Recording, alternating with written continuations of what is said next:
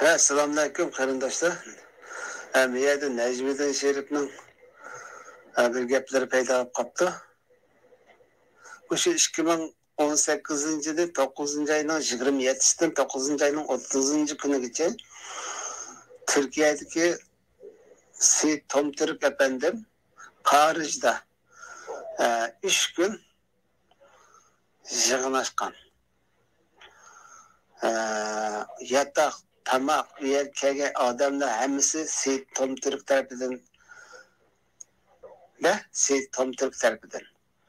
Ama Najmiddinmi shu yerda bo'lib, shu yerda Sharq Turkiston Cumhuriyetçiler Partiyasini qurgan.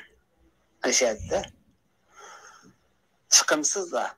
Endi unda birini qurgan biri ya'ni ilib, adam yig'ib, yotoq ilib, tomoq berib qiladigan ish-ku. Bu chiqimsizlar. Xalqning tomog'ini yeb, xalqning yotiqini yetib qurdi o partiyani.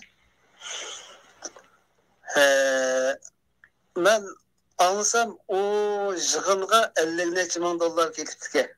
Necha ming dollarni mı taş öteyli ayaqqı. 50 ming dollar deydi. 50 ming dollardan ki 20'ni şu Necmiddin Şerif tölesi oladı. Aşı Seyit Tomturk'e 25 ming dollarında. Hani Seyit Tomturk onu talep kılmasa Necmiddin Şerif bilen şerikken desek boladı. Yaki bulmasa oy beğendim, oy aldım dep tweet etse o iş mümkün aşkar oldu. Yani pişanlı sıkıntı dedi. Başka şerik geldi gel. Sonuçta ben bir yerde Lilla bir yakıp koyat bende. Hakman ki dastıkanda özünün işini bitirgendikim. Dastıkanın yerim pulun töleş gerekti.